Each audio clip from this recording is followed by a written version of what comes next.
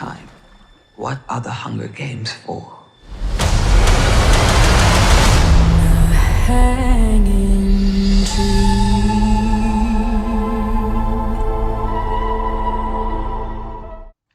Hello everyone and welcome to Real Rap Reviews. I am one of the co-hosts for the Real Rap podcast, Javi Rodriguez, and I'm also do Rodriguez Reviews. So we're kind of merging Rodriguez Reviews with Real Rap podcast, and here's one of my first solo reviews here. So thank you guys for tuning in, and we love and appreciate the support and continue to spread the word of Real Rap Entertainment. So today I'll be doing a review on the latest Hunger Games film. So the film takes place 64 years before Katniss Everdeen and before Cornelia Snow becomes president. We have the Ballad of Songbirds and Snakes, directed by Francis Lawrence, who directed the previous Hunger Games films. A young Cornelia Snow mentors a young woman named Lucy Gray, played by RachelZegler, who is forced into the Hunger Games.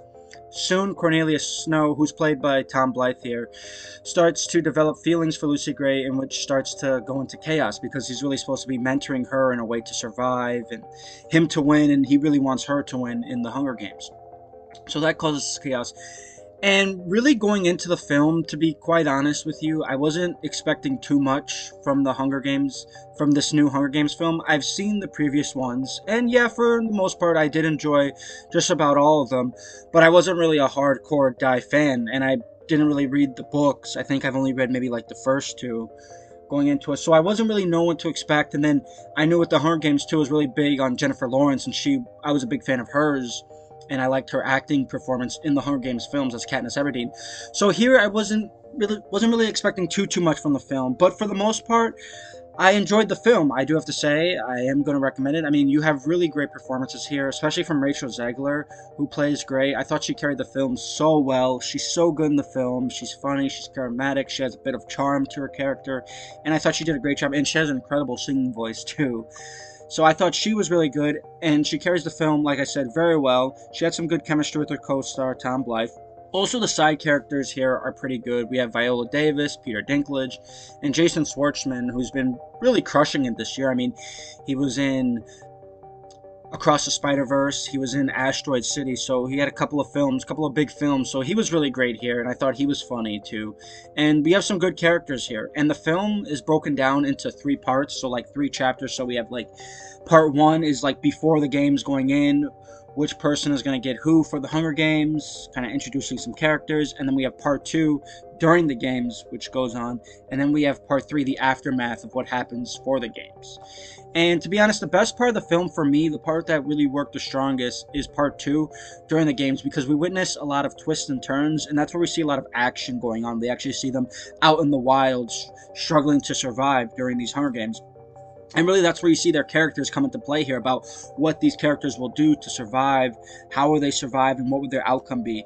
And I think really that's the best part. That's the most engaging part for me of the film. I mean, there are some parts in chapter 1 that are very engaging, and parts in chapter 3, the final part of the film, that were very engaging as well. But I think the part that has the most meat of the film is part 2, where you're in the games, a lot of chaos is happening. That's where Blythe and Zegler's characters start to develop feelings for each other. That's where it gets chaotic in the games, and he's trying to put his feelings to the side, but also maintain professionalism, but really he secretly has feelings for her. And I think part 2 is that's really like my favorite, best part of the film.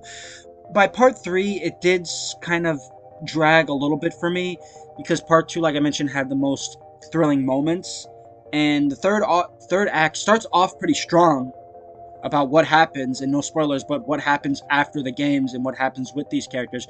But for the most part, I started to feel dragged just a tad bit. That's where I was like, okay, it's taking a little bit too long to kind of get across this point in the third act, because the film is 2.5 hours long. I think its runtime is like 2 hours and 35 minutes, give or take.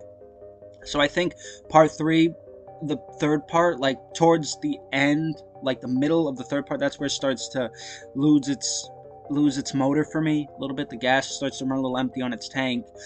But like I said, it starts off pretty well, and I think the film should have been cut down at least by 20 minutes, because you have all this stuff in part 3 that I feel like, me personally, is not super needed.